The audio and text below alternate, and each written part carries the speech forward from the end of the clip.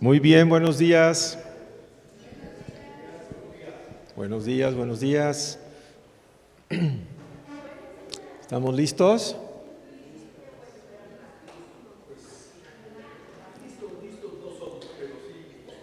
Pero estamos. Bueno, pues vamos a arrancar. Espero que ya hayan pasado por a lo mejor un cafecito, un té. Si no, pueden hacerlo. Y les voy a pedir a ver si se pueden estirar para empezar. Así, vamos a estirarnos un poquito. Siempre es bueno estirarse en la vida, tanto físicamente como intelectualmente, como en todos los aspectos, ser flexibles y estirarnos, ¿no? Bueno, pues si no, vale. Pues les quiero comentar un poquillo que este taller que vamos a tener hoy tiene que ver con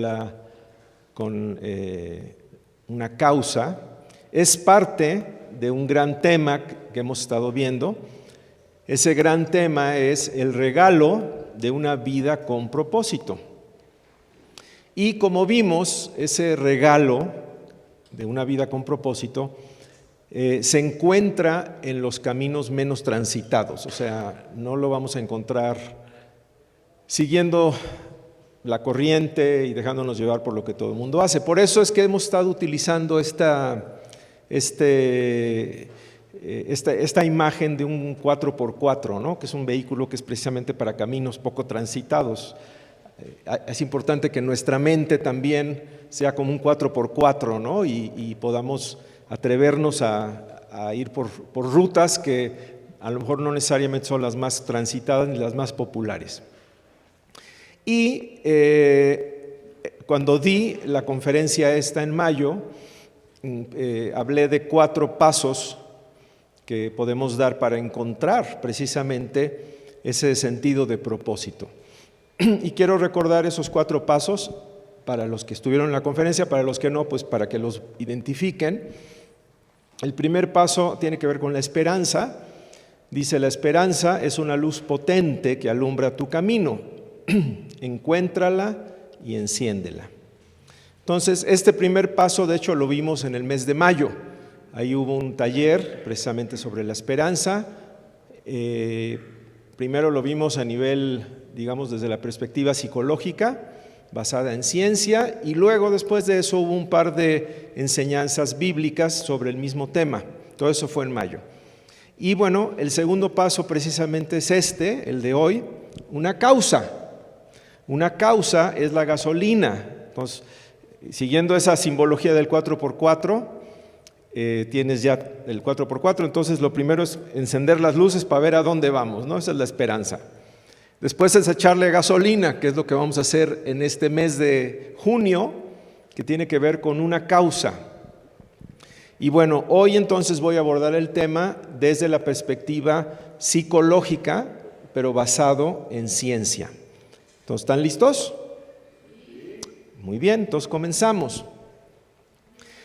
Desde los años 50, estoy hablando de 1950, hace casi 3/4 de siglo, los expertos se han dado cuenta que estamos viviendo una especie de epidemia de depresión. Y este fenómeno, algo que digamos tiene como con curiosidad a los expertos, es que afecta por igual a personas que gozan de un buen nivel de vida, como gente que no tiene a lo mejor tan buen nivel de vida, ¿no?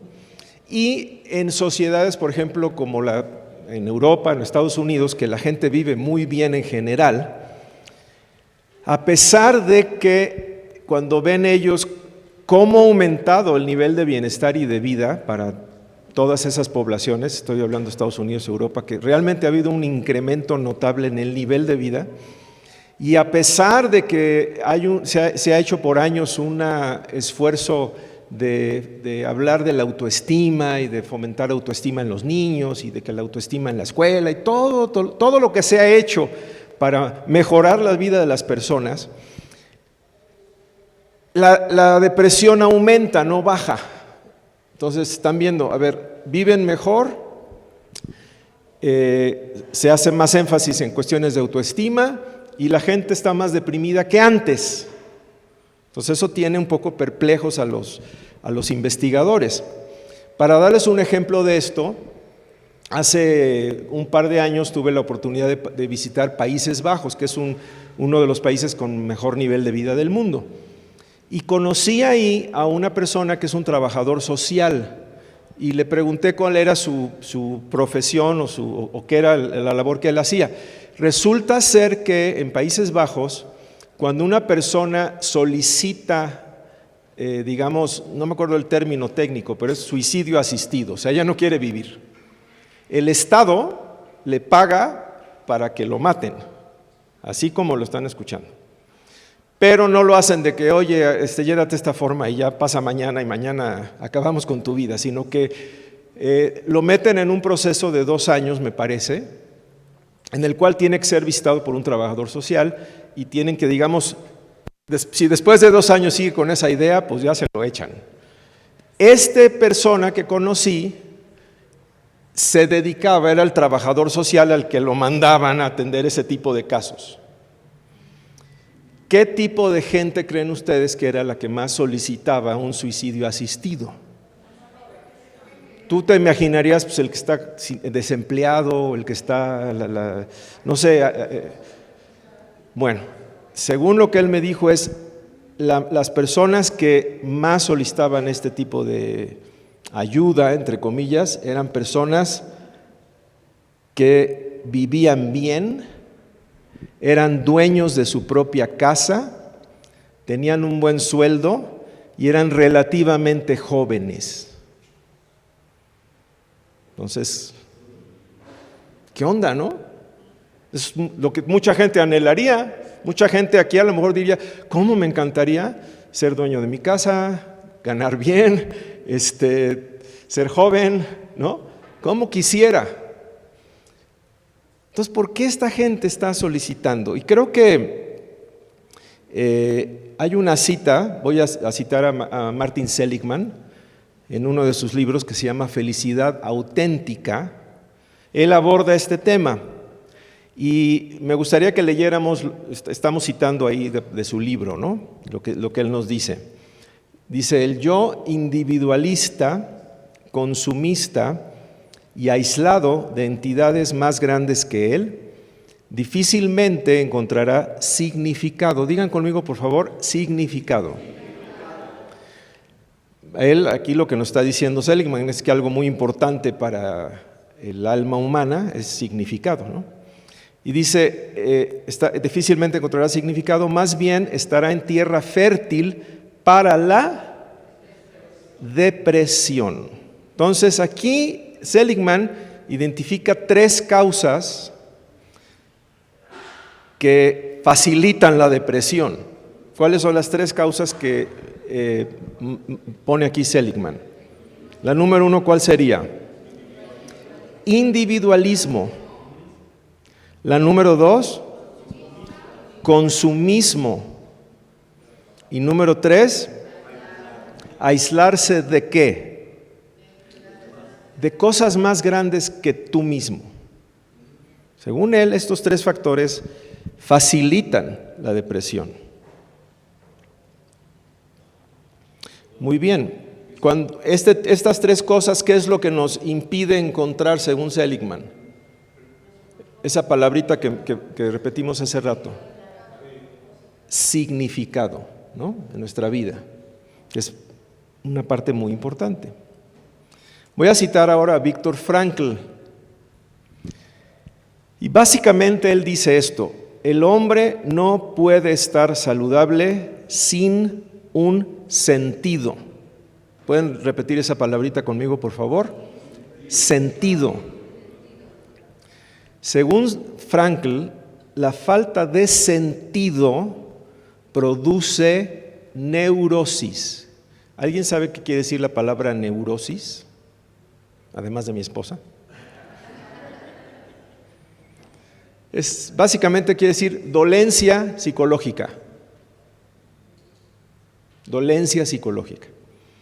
Entonces, la falta de sentido produce neurosis y esa neurosis nos lleva, según él, a una búsqueda constante de cosas como confort, placer, poder, fama y otras cosas que no nos llenan y que pueden derivar en malos hábitos, evasiones, adicciones u obsesiones.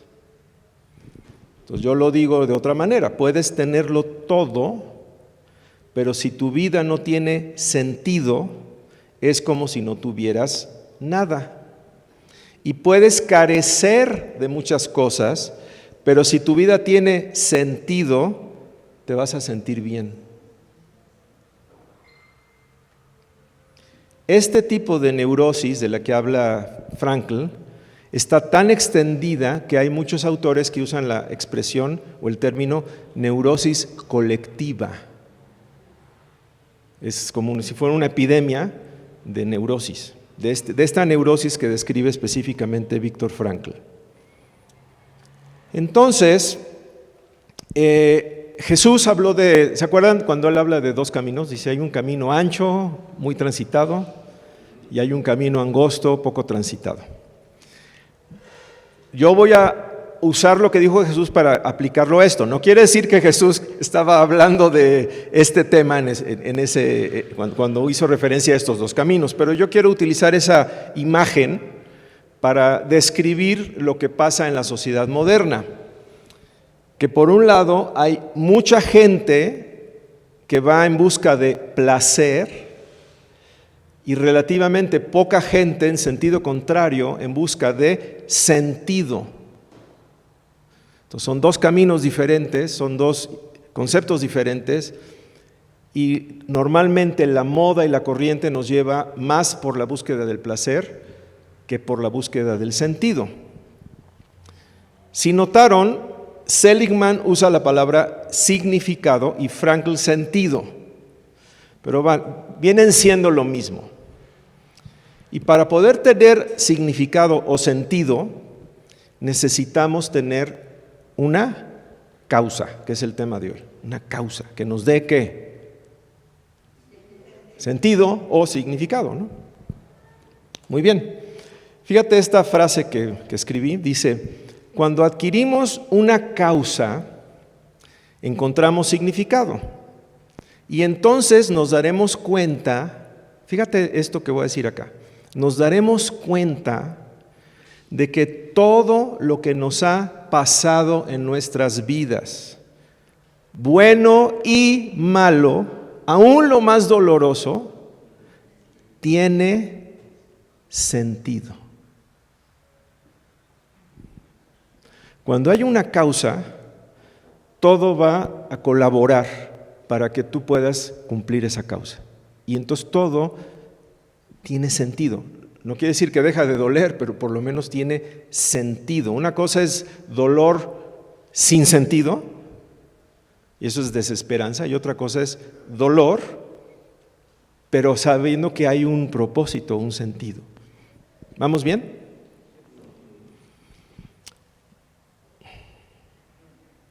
Ahora, una causa, esa causa de la que estamos hablando, que nos puede dar sentido a nuestra vida, tiene dos ingredientes, y vamos a ver cuáles son esos dos ingredientes de una causa que nos dé sentido. El primer ingrediente es que trasciende al yo. ¿Lo pueden decir conmigo? Trasciende al yo. ¿Qué quiere decir trascender? Va más allá de. ¿Va más allá de qué? De mí mismo.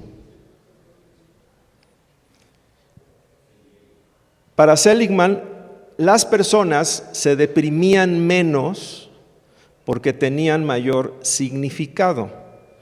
Y tenían mayor significado porque, según él, vivían para ya sea su familia, ya sea el deber, ya sea la nación o ya sea Dios. Es decir, vivían para algo que es más, ¿qué es qué? mayor que ¿qué? Que ellos mismos, que trasciende al yo. Según el psicólogo Alfred Adler, fíjate lo que dice él, en el centro de la mayoría de los problemas psicológicos está la preocupación por uno mismo, más que por los demás. Qué frase tan pegadora, ¿no? En el centro de la mayoría de los problemas emocionales, según él, o psicológicos, está la preocupación por uno más que por otros. Muy bien.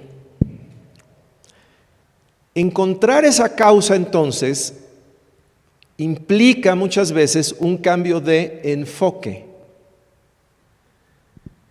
Y es cambiar de una pregunta a otra pregunta. Cambiar de la primera pregunta, que sería, ¿qué espero yo de la vida?, a ¿qué espera la vida de mí? Cuando podemos hacer ese cambio de enfoque, ahí estamos viendo, ya no estamos viendo solamente aquí, estamos viendo allá. Y ahí empieza a haber sentido. Voy a citar a Harold Kushner. Nuestras almas no están hambrientas de fama, comodidad, riqueza o poder. Nuestras almas tienen hambre de significado. Y ahí lo describe. Saber que hemos encontrado la manera de vivir para que nuestras vidas cuenten, para que el mundo sea por lo menos un poco diferente de lo que era antes de pasar nosotros por él.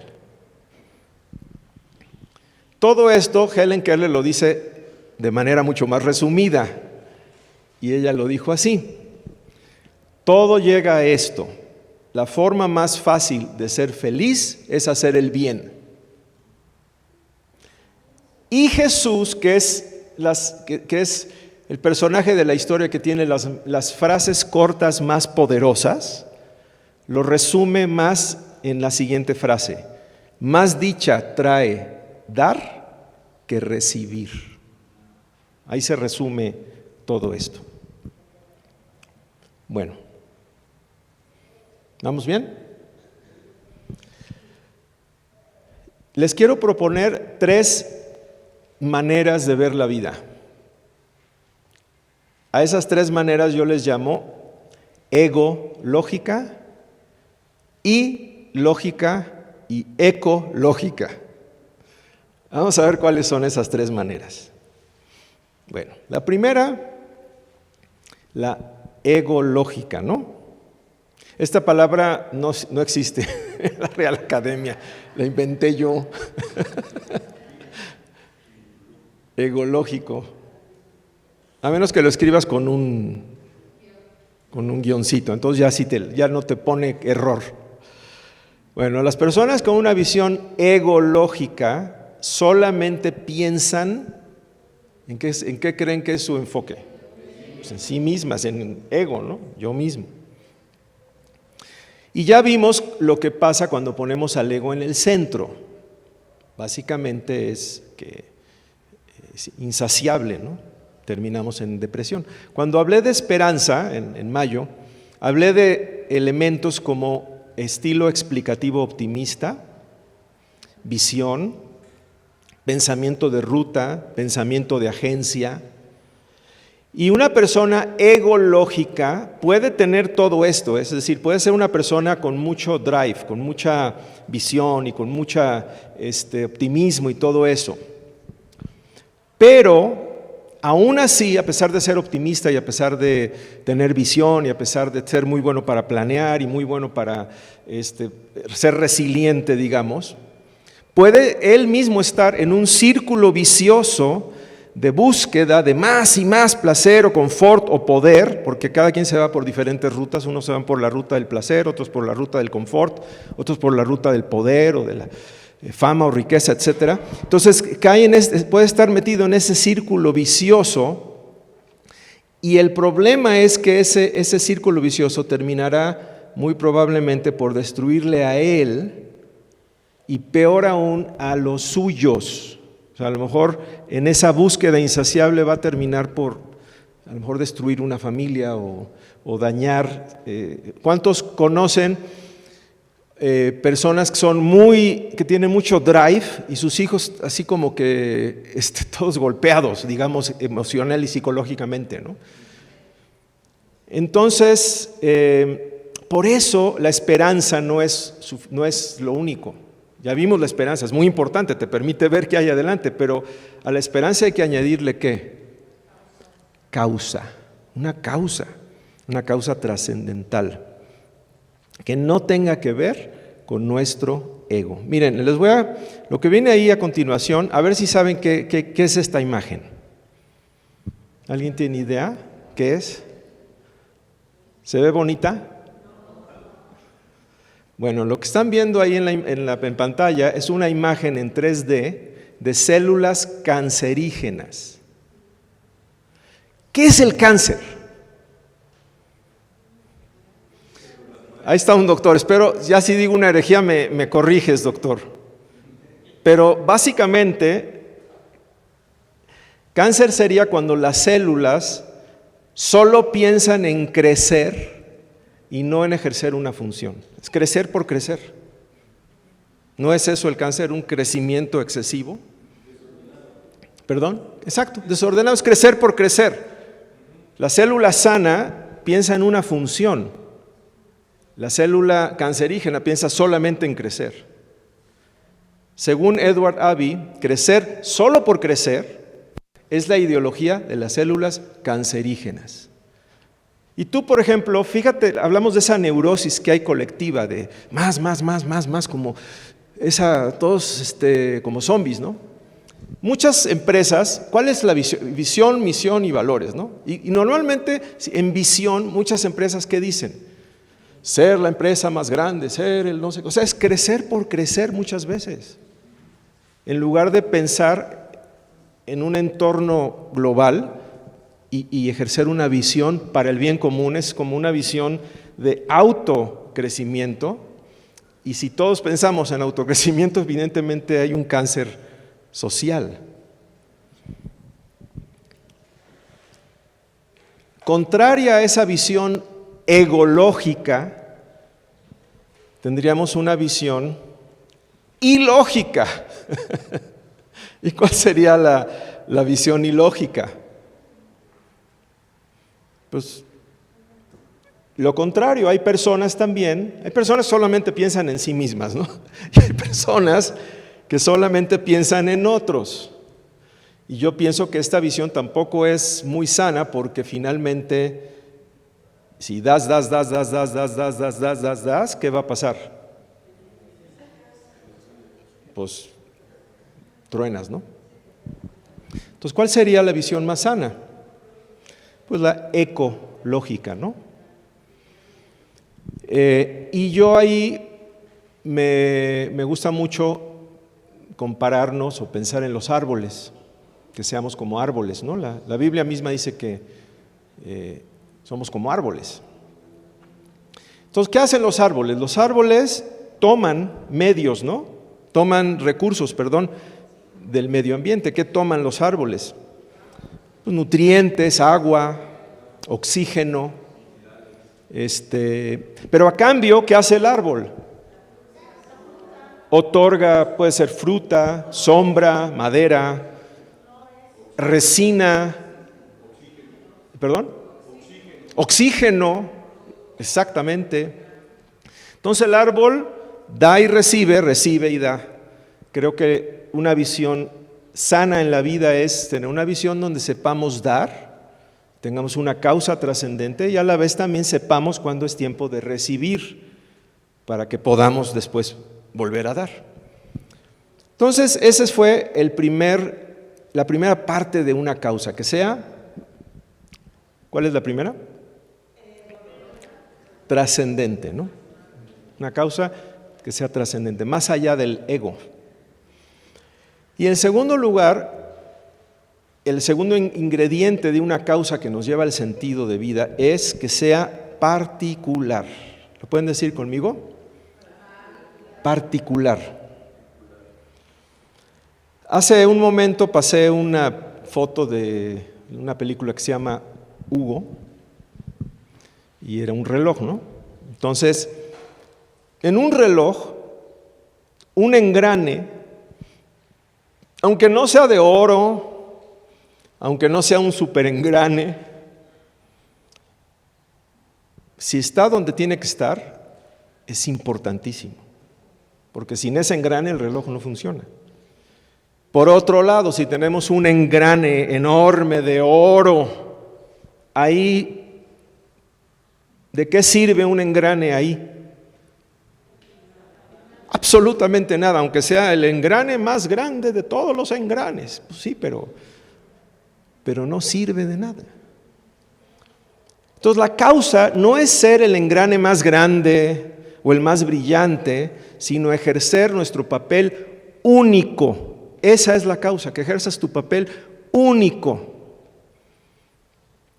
Pensando, por ejemplo, en contextos como en la Biblia, ¿no? Hay gente como Pedro que se paró y le predicó a 3,000. Pero hay gente como Ananías que al único que le predicó fue a una sola persona, pero esa es una sola persona, resultó ser el apóstol Pablo después. Entonces, ¿cuál ministerio es mayor? Ninguno. Funciones diferentes, particulares. Entonces la causa tiene que ver con algo que solo tú puedes hacer. No necesita ser algo grande, pero sí particular. Y Seligman nos dice en otro libro que se llama Flourish, cómo encontrar ese significado del que él habla, y dice, cito entre comillas, conoce cuáles son tus mayores fortalezas, o sea, conócete a ti mismo, conoce tus fortalezas y despliégalas en el servicio de algo en lo que tú crees que sea mayor que tú. Para él, esa es la fórmula del significado. Por eso, a esta manera de vivir yo le llamo el regalo de un propósito de acuerdo a tu personalidad. Que tú descubras cuál es tu aportación y ahí está tu propósito. Y eso es algo que Dios sin duda nos quiere dar a todos. Aquí voy a aprovechar para invitarles de una vez al siguiente taller, porque ya vimos esperanza, estamos viendo causa, y en julio, primeramente Dios, veríamos autoconocimiento, porque es un elemento importante dentro de un sentido de propósito, conocerte a ti mismo, qué es lo que tú puedes aportar. Cuando abras el cofre de lo que hay adentro de ti, te vas a dar cuenta que hay un montón de cosas posiblemente, y algunas a lo mejor están ahí nada más latentes y es tiempo de echarlas a andar. Entonces, este será el tema del mes de julio, de una vez se los voy diciendo. Pero bueno, regresando al tema, esa causa de la que estamos hablando, tener una causa, es difícil. O sea, no todo mundo encuentra una causa por qué vivir. Y no todo el mundo ni siquiera se plantea esta pregunta, ¿no? Entonces hay una serie de retos que podemos enfrentar en poder plantearnos tener una causa, sentido de vida, etc. En un momento les voy a compartir algunos retos, pero primero quiero abrir aquí ahorita para que podamos tener un poquito de discusión, y quisiera que en sus mesas pudieran ustedes comentar unos 5 minutitos. ¿Cuáles serían algunos retos que enfrentamos en ese querer vivir con una causa? ¿Okay? Bueno, vamos a volver a la atención aquí, por favor. Quisiera pedirles que nos compartan, a ver, cuáles son algunos de esos obstáculos, impedimentos, retos con los que nos topamos cuando hablamos de querer vivir una vida que trasciende, una vida con causa, etcétera. A ver, ¿quién nos comparte alguno? Hablaron un montón y luego... A ver. A ver, por favor, vamos a escuchar. ¿Sí?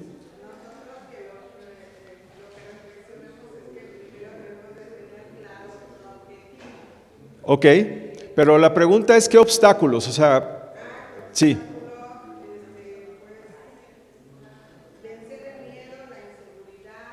Ok.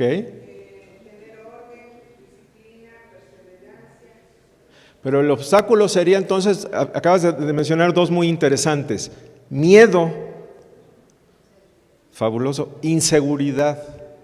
Creo que eso es muy importante, porque cuando hablamos de causa, puede haber miedo. O inseguridad, ¿seré yo capaz? O sea, ¿tengo yo algo que dar a los demás? ¿Puedo yo hacer una diferencia realmente, yo? Ok, muy bien. Nada más es para identificarlos. ¿Qué otros impedimentos, obstáculos identificaron? ¿Sí? Ajá. Correcto. Pues estoy bien, ¿no? No me quiero complicar. ¿Ok? Entonces ahí hay dos más. Uno es indiferencia, o sea, de plano el que no nos importe, ¿no? Y otro es la comodidad. Ajá. Es correcto, es que eso sí nos puede, mejor nos quedamos como estamos, sí, muy bien. Ajá. Correcto, sí. ¿Puede alguien tomar nota de los que llevamos y luego me los puede pasar? ¿A quién me podrías hacer ese favor? Ok, Isa, porfa.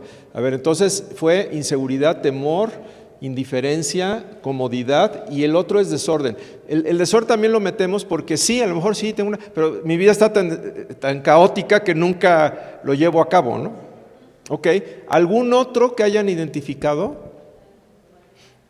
¿Perdón? Impuntualidad. Bueno, pudiera ser, o sea, ya, a lo mejor eso no te impide tener una causa, pero te impide ser efectivo en tu causa, a lo mejor, ¿no? ¿Ok? ¿Sí? Falta de perseverancia, ajá, correcto. Es fácil emocionarse con quiero cambiar al mundo, y después, exacto, la inconsistencia, ¿no? Ajá, ok, ¿sí? Correcto. Absolutamente, el no saber realmente, no me conozco, no sé cuál es qué puedo dar a otros, porque no me conozco, ¿no? Muy importante. Bueno, muy bien. Quiero mencionar yo 5 retos. Creo que no los han mencionado, entonces viene bien porque los complementamos con los que ustedes pusieron. Ya para el próximo taller, entonces yo voy a agregar como 7. Bueno, el primer reto que yo quiero mencionar es el amor al dinero. Para algunas personas el dinero lo es todo y menosprecian a los que no piensan de esa manera. Y eso es un obstáculo bastante fuerte para una causa con propósito. Causa con propósito. Para una causa. Les voy a leer algo. Dice, en una cena, un hombre adinerado y soberbio comentó: el problema con nuestro sistema educativo comienza con los maestros. ¿Qué pueden nuestros niños aprender de personas que decidieron que su mejor opción en la vida era ser maestros? Los que pueden elegir lo hacen y los que no terminan dando clases. Fíjate el comentario de este tipo, ¿no? Entonces resulta ser que ahí estaba un maestro. Y entonces él protestó y dijo: yo he sido maestro por 20 años y lo que usted dice es simplista e injusto. ¿Usted cree? Le dijo el hombre A ver, díganos, ¿cuánto gana? Supongo que está pensando en dinero, respondió el maestro. Pues gano suficiente, pero déjeme decirle lo que realmente gano. Gano la satisfacción de enseñar a los hijos de otras personas a leer, pensar, escribir y preguntarse y hablar de cosas importantes como el mundo y su papel dentro de este. Obviamente era un buen maestro, que también hay no más por ser maestro ya, era un buen maestro. Dice, gano el poder apreciar el valor de la educación, no solo como medio para ganarme la vida, sino como un modo de vida. Gano el hacerlos trabajar más duro de lo que quieren y que logren más de lo que pensaron que podían. Gano ayudarlos a ser escépticos sin ser cínicos y optimistas sin ser ingenuos. Gano el ayudarles a entender que la calidad de sus vidas será determinada por sus decisiones y gano el hacerlos responsables por sus acciones. Gano el hacerlos sentir capaces y dignos cuando se esfuerzan. Gano el que ellos valoren la importancia de la integridad y el honor en un mundo que muestra valorarlos poco. Gano el hacer que se respeten a sí mismos y traten a otros con respeto. Y sobre todo, gano la posibilidad de hacer la diferencia. Ahora usted díganos, ¿cuánto gana? Y cito a Albert Einstein que decía, procura mejor convertirte en un hombre de valor más que en un hombre de éxito. Entonces, este es el primer obstáculo, creo que es real. ¿Cuántos en algún momento de su vida han sentido esa presión como de que lo único que importa es el dinero?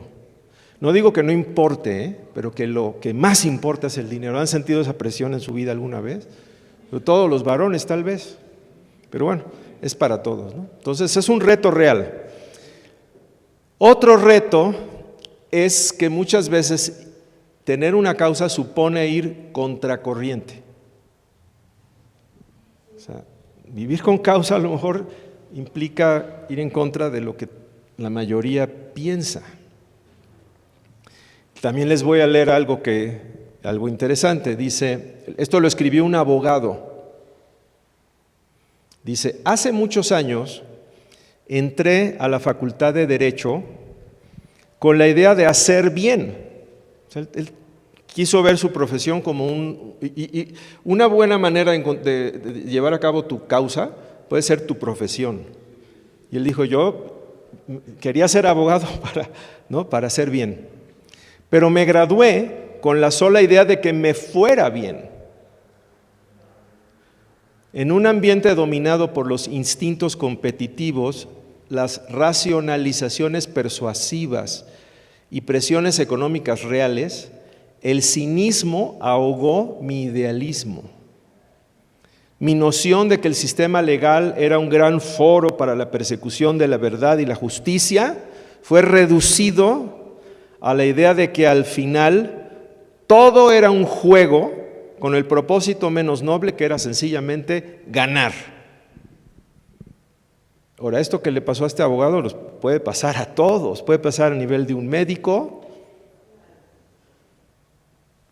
Hay médicos que están pensando en cuánto voy a cobrar por la siguiente cirugía, la necesite o no. Puede pasar a nivel de un líder religioso, un pastor se puede ir por el lado del dinero, sacerdote o el que sea. Puede pasar con un constructor que a la mera hora meta materiales que no son exactamente los que cotizó para rascarle un poquito más. Ya si después tiembla y se cae la casa, pues ya estaré muy lejos, ¿no? Etcétera, etcétera, etcétera, etcétera. Entonces, evidentemente, dice Maslow, hay sociedades o grupos que promueven y facilitan la trascendencia mediante la cooperación, la armonía, o sea, como que siempre piensan en el bien común. De hecho, yo he visto, por ejemplo, que hay países donde no se hacen foros de, qué sé yo, si son médicos, si son incluso hombres de negocios, etcétera, y cuáles son las mejores prácticas, y como que comparten todos los avances, y como que siempre están con esa idea de que haya una mejora grupal. Pero hay otras sociedades donde, desafortunadamente, dice, tienen tradiciones que fomentan desconfianza, temor y angustia, y que normalmente el éxito de uno se acompaña de la merma o fracaso de otro. Entonces, por ejemplo, si tú estás en un contexto donde las personas se mofan porque tienes valores superiores, pues evidentemente te va a ser más difícil que tú vivas una vida con propósito, porque eso implica a lo mejor una mofa, una crítica hacia tu persona. ¿Es correcto esto? ¿Sí lo pueden ver? ¿Qué pasa? ¿Sí pasa o es ficción? Bueno, hay un tercer reto. De estos retos sería bueno si puedes ir identificando, voy a mencionar 5 más los que ya mencionaron, a ver si identificas cuál es el que más a ti te está deteniendo, ¿no? Un tercer reto, creo que esta historia ya la han oído a lo mejor muchas veces, ¿no? Dice, una persona al ver muchas estrellas de mar varadas en la playa, decide devolverlas al mar. Pues estás hablando de una playa llena de estrellas de mar, ¿no? Entonces empieza a agarrar estrellas de mar y a devolverlas al agua. Dice, un espectador le dice que su esfuerzo es insignificante. Hay tantas que por más, no vas a poder echarlas a todas al mar. Dice, pero la persona responde, pues al menos lo que tú dices, las estrellas que ya salvé no están de acuerdo con eso, Entonces, algunas personas no piensan en ayudar a otros porque sienten que hay demasiada gente necesitada y sienten que no pueden hacer nada al respecto. Y este es un autoengaño. Como no podemos resolverlo todo, entonces no queremos resolver nada. Es un autoengaño. Edward Everett dijo, no puedo hacerlo todo, pero puedo hacer algo.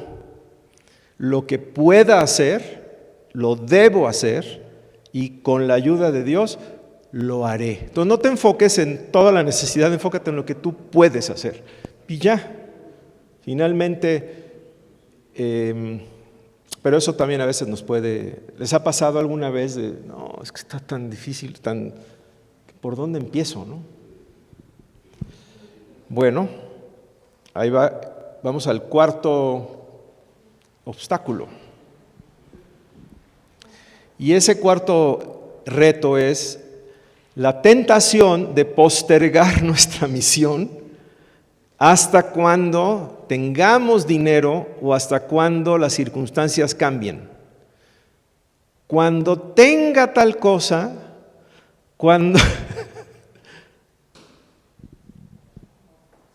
¿Les ha pasado eso? ¿O han hablado con alguien que te habla de sus grandes planes, pero siempre pone algo que cuando tenga tiempo lo voy a hacer, cuando tenga dinero lo voy a hacer? Y eso básicamente es otro autoengaño. Nuestra misión, cualquiera que sea, hay que comenzarla donde estamos, como estamos y a pesar de las circunstancias, porque la misión en cierto sentido es tu propia salvación. No estoy hablando de salvación espiritual, estoy hablando de salvarte de tus propios vicios, de tu propia depresión, ¿sí me explico? El que tú ya empieces a hacer algo es empieza ya, como estés, donde estés. Estos talleres que estoy dando ahorita no saben cuántas veces los postergué, en verdad. ¿Por qué? Porque yo también tengo mis luchas. Por un lado, decía, ¿cómo voy yo a hablar de algunos temas cuando estoy batallando con ellos? O porque quería que estuvieran perfectos. Entonces, no, en algún momento fue, ya empiézale, ya. Alguien dijo esto, fíjate, los mayores tesoros de la humanidad no están en ningún banco, ni museo, ni en el Vaticano, ni en los panteones enterrados. Perdón, ni en ningún museo dice, sino en los panteones. Ahí están los mayores tesoros. Porque allí están enterrados proyectos que nunca se hicieron, ideas que no se compartieron, inventos que no se materializaron, canciones que no se escribieron. ¿Está bien?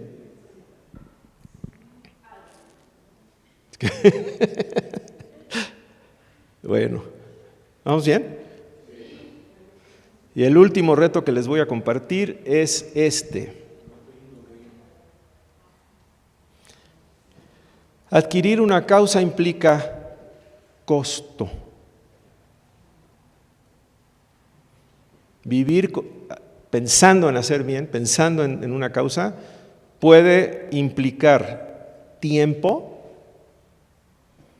puede implicar dinero, puede implicar esfuerzo, también puede suponernos un costo social, o sea, críticas o pérdida de amistades, sacrificar la comodidad, salir de la zona de confort e incluso a lo mejor entrar en algún conflicto o todo junto. Por lo general, tener una causa te complica la vida, no te la simplifica. Y ahí es donde tenemos que elegir comodidad o significado, porque generalmente es difícil. Claro, no se trata tampoco de estar completamente incómodo, dar y recibir. Tienes que tener tus tiempos para, o sea, no estoy hablando de pero hay que, a veces, lo que se decía por ahí, ¿no? Al calcular como el costo de lo que sería que yo me involucre en algo, pues a lo mejor le podemos dar preferencia a, estoy cómodo, estoy tranquilo, mejor no le muevo, ¿no? Eso es un obstáculo también. Entonces, de estos que vimos, los que yo cité, los 5 más los otros que teníamos escritos, ya identificaron cuál sería el que, a lo mejor el que con el que más tú te identificas. ¿Quién ya lo identificó? Como 2 personas o 3. A ver, chequen los demás. Si quieren, revisen ahí sus notas y vean cuál es el que más tú como que te identificas.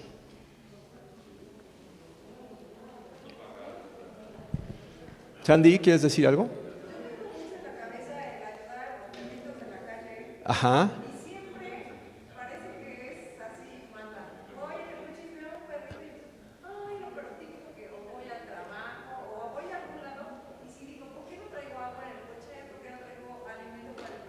Sí.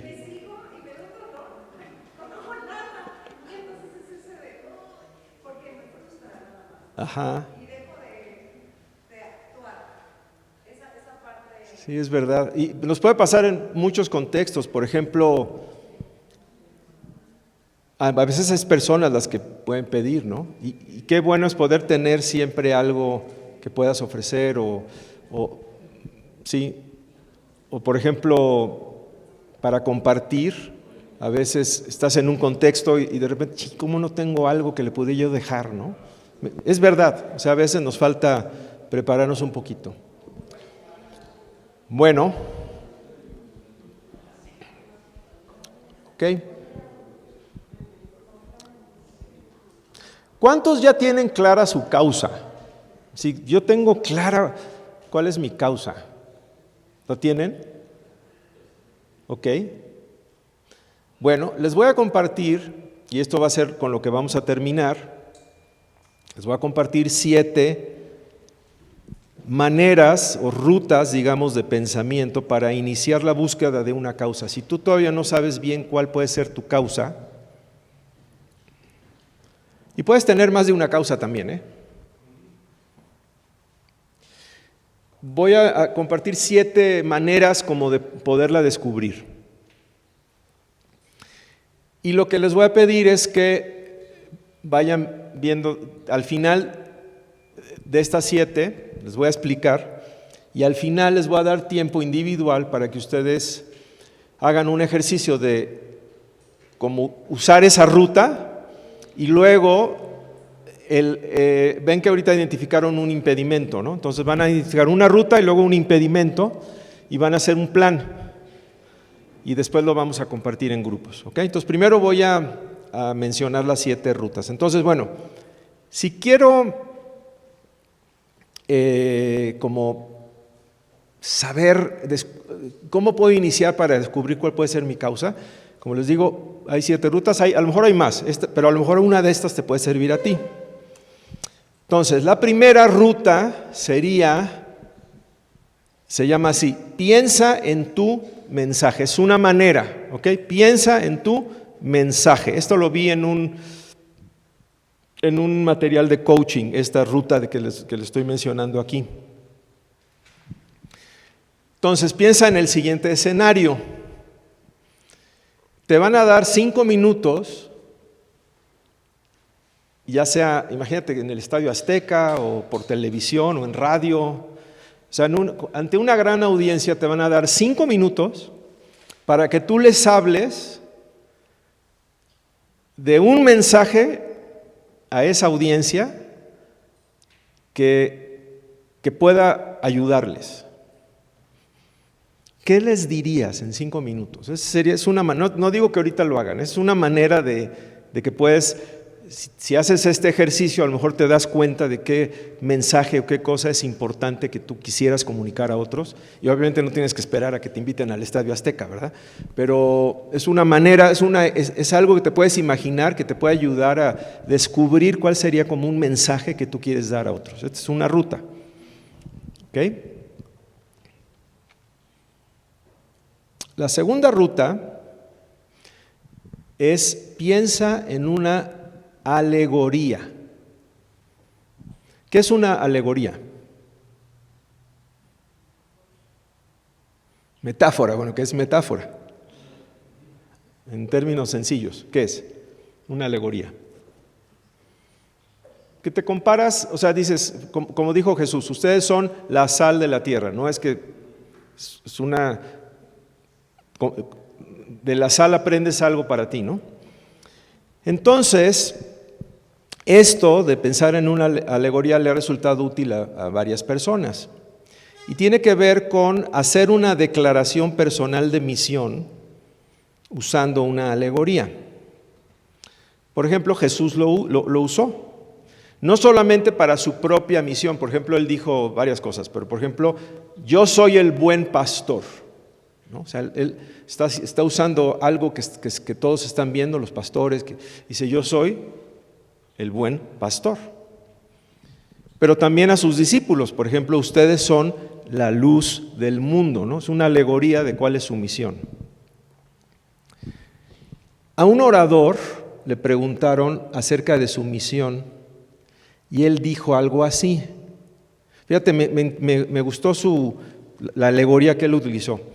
Dice, cuando sufres porque no te sientes amado o digno de ser amado, o sufres porque sientes que no vas a tener éxito en la vida y que estás solo o que estás condenado, dice, es como si estuvieras en una pesadilla.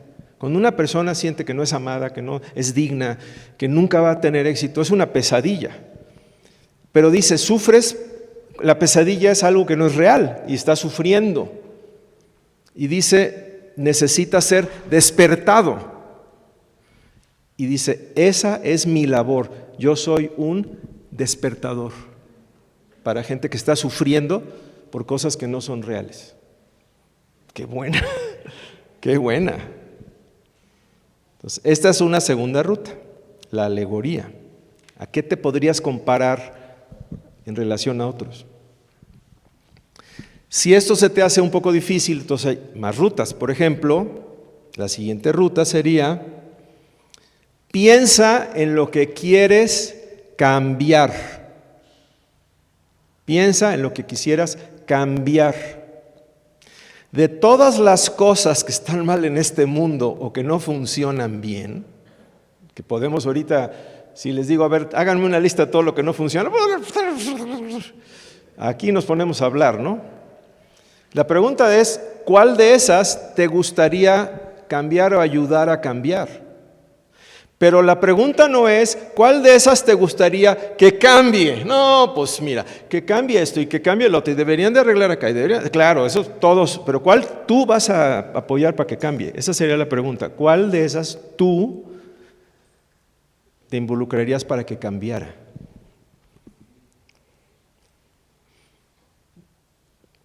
Hay una cuarta ruta, que es lo mismo pero al revés. Piensa en todo lo bueno que hay y de todo lo que sí funciona, ya sea en el mundo o alrededor tuyo, en tu mundo, pues en el mundo alrededor de ti, ¿no? ¿Con qué te gustaría colaborar? O sea, hay cosas que están pasando buenas y dices, oye, me encanta lo que hacen aquí, me encanta esto, me encanta, no sé, por ejemplo en la congregación, que hay los que van con los alcohólicos, los que van con los enfermos, los que van con los ancianos, a la cárcel en un momento, o cuando hay música. Estoy hablando en la iglesia, pero también hay otras cosas fuera de la iglesia, ¿verdad? Hay muchas cosas buenas y dices, a lo mejor esto me encanta, me gustaría colaborar ahí. Esa es otra ruta.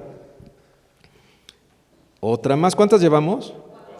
4. La quinta, piensa en algún sector de la población al que te gustaría ayudar.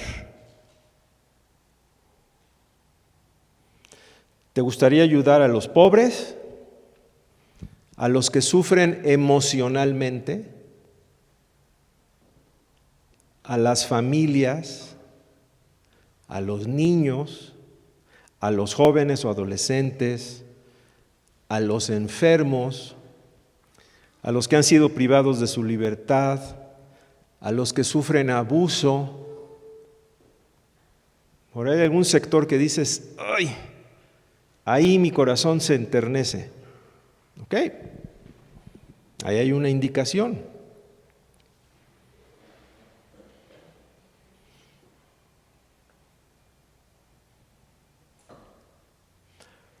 La sexta.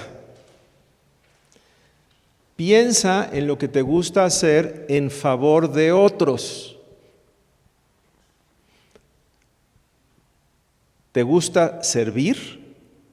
Mejor dices, bueno, yo no sé si niños, yo no sé si qué, pero me encanta servir. Uy, qué bueno. ¿Te gusta dar? Mejor tú eres una persona que dices, yo no van mis pasos, pero van mis pesos. ¿Te gusta motivar? A lo mejor tú eres de los que les gusta, motivar. ¿O te gusta dar esperanza?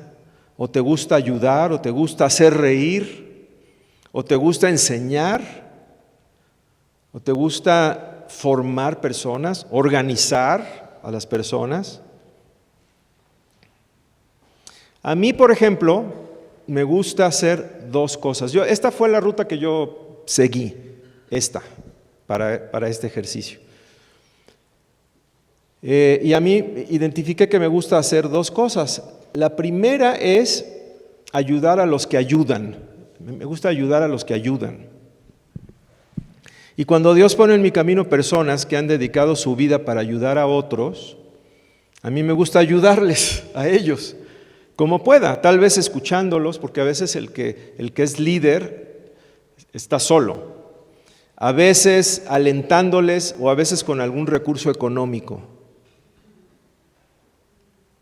Y la segunda cosa que me gusta hacer es recordarles a las personas las cosas más importantes de la vida, como lo estoy haciendo ahorita, a través de la enseñanza.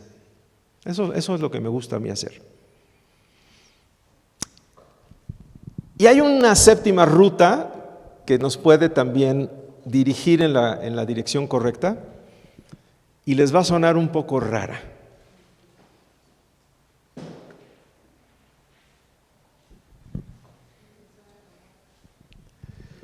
Piensa en tu muerte.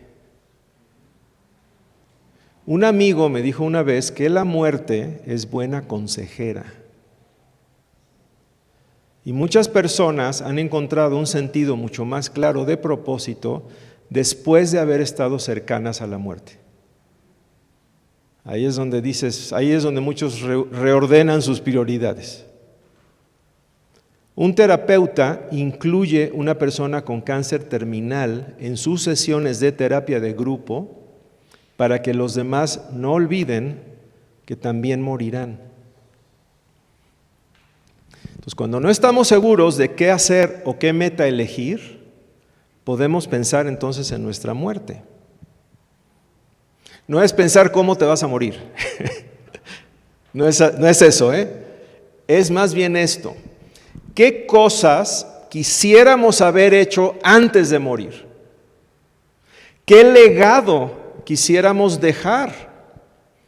¿Cómo moriríamos en paz? ¿Quién iría a nuestro funeral? ¿Por qué irían? ¿Y qué dirían?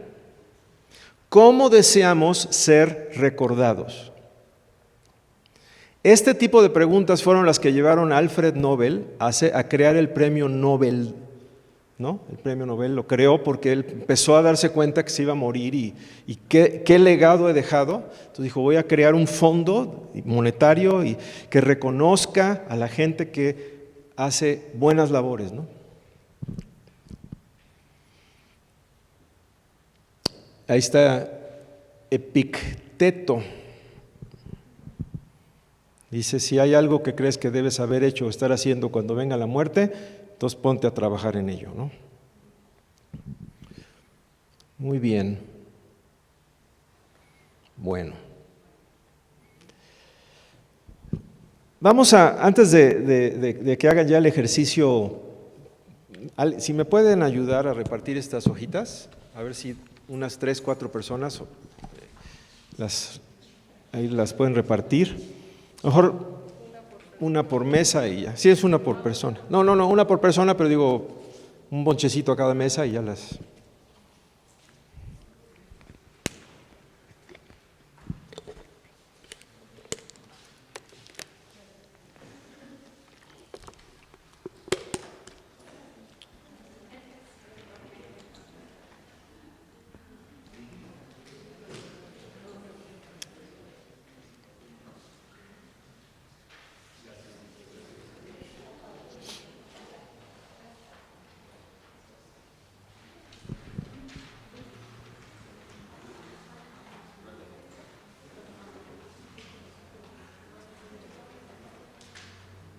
Por ahí una para mí, para que yo también la pueda.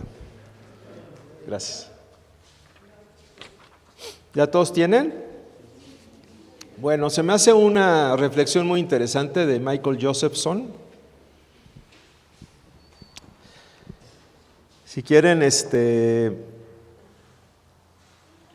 ¿por qué no, para cambiar un poquito, nos ponemos de pie? Si quieren, yo leo la primera línea, usted la segunda, luego yo la tercera, y así nos vamos una línea y una línea, para que lo hagamos más dinámico. ¿Listos? Empiezo yo, dice, ¿listo o no? Algún día todo tendrá su fin.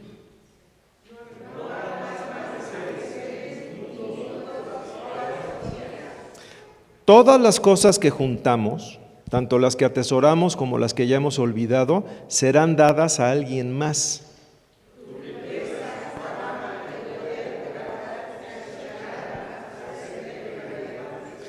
No importará lo que poseías ni lo que te debían.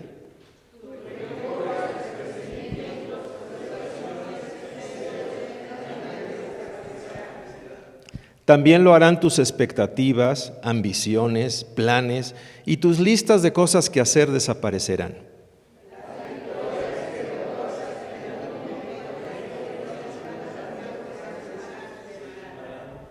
Al final, no importará de dónde venías o en qué zona de la ciudad vivías.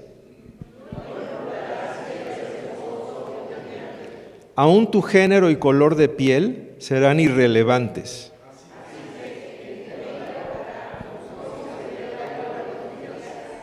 Lo que importará no será lo que compraste, sino lo que construiste, no lo que conseguiste, sino lo que diste.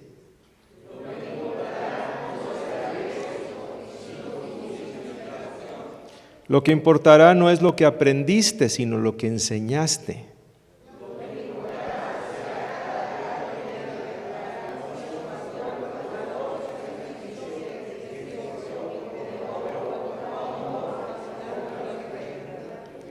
Lo que importará no será tu nivel de competencia, sino tu carácter.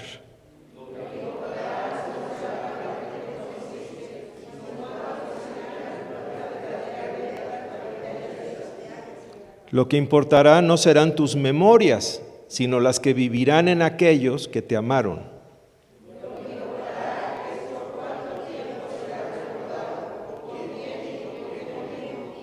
Vivir una vida que importe no sucede por accidente.